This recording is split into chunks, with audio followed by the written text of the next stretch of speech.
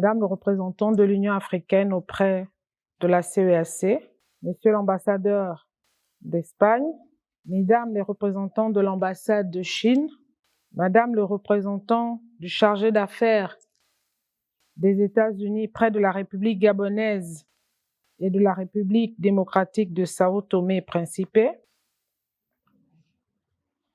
Madame le représentant de l'ambassade de Corée, Monsieur le représentant d'ONU Femmes. C'est avec un immense plaisir et une profonde gratitude que je prends la parole au nom de Madame le ministre des Affaires sociales, chargée de la protection de l'enfance et de la femme en présente. Je vous souhaite la bienvenue à cette célébration de la Journée internationale de la femme africaine. Instituée le 31 juillet 1962, cette journée est un moment privilégié de réflexion, de reconnaissance et d'engagement en faveur des femmes africaines dont le courage, la résilience et le génie contribuent chaque jour à bâtir une société moderne.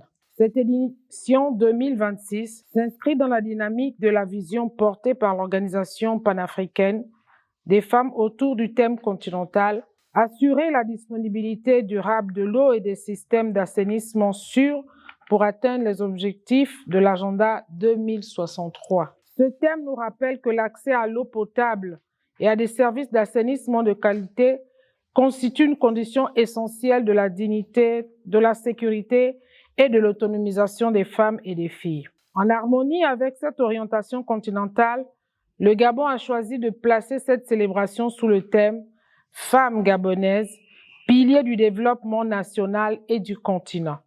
Lutte contre les violences, participation aux instances de prise de décision et développement communautaire. À travers ce thème, notre pays réaffirme 3 priorités majeures. Renforcer la lutte contre toutes les formes de violences faites aux femmes et aux filles, promouvoir leur pleine participation aux instances de décision et valoriser leur rôle central dans le développement des communautés.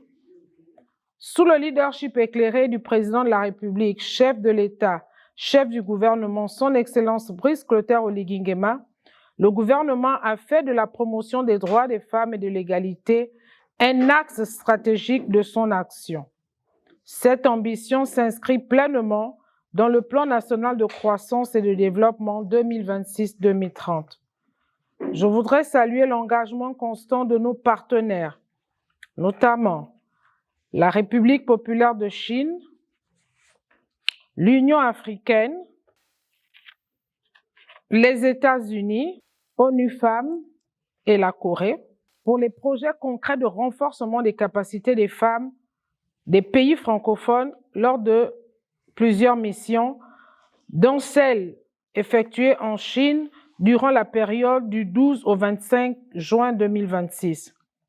La force de la coopération internationale est ainsi une preuve qu'elle contribue à la promotion des droits des femmes. La célébration de cette journée ne doit pas être un simple rendez-vous commémoratif. Elle doit être un appel à l'action. L'égalité de genre n'est ni un privilège ni une faveur. C'est un droit fondamental et une condition indispensable au développement durable de tout pays. Aux femmes gabonaises, je voudrais adresser un message de confiance et d'encouragement. Vous êtes des actrices incontournables du développement de notre pays. Par votre détermination, vous contribuez chaque jour à construire un Gabon plus juste, plus inclusif et plus prospère. En cette journée internationale de la femme africaine, nous renouvelons ensemble notre engagement à transformer nos ambitions en actions concrètes, afin que chaque femme et chaque fille puisse vivre libre, en sécurité, dans la dignité, avec les mêmes opportunités de réussite que les hommes. Je vous remercie.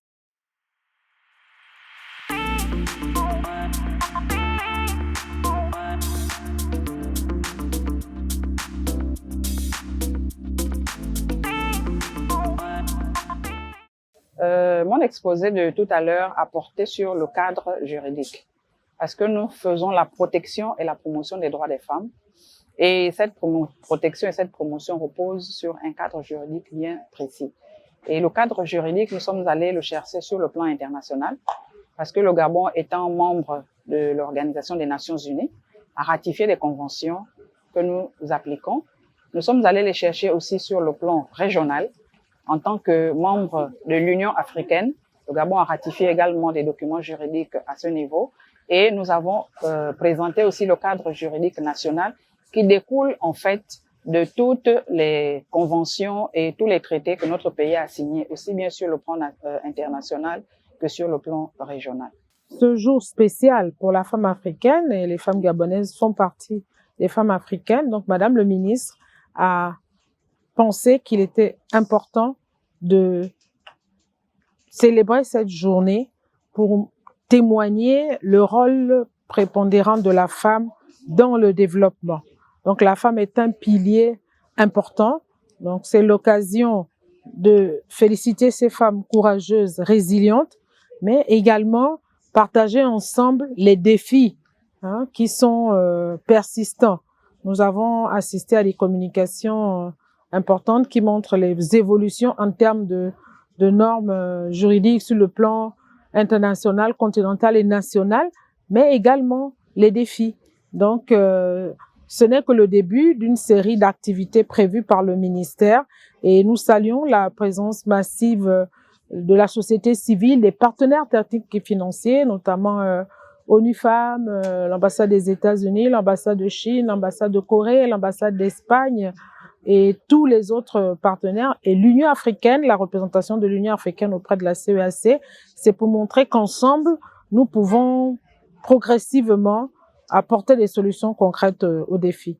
Et là, nous sommes ici dans une structure spécialisée dans la prise en charge des violences faites aux femmes.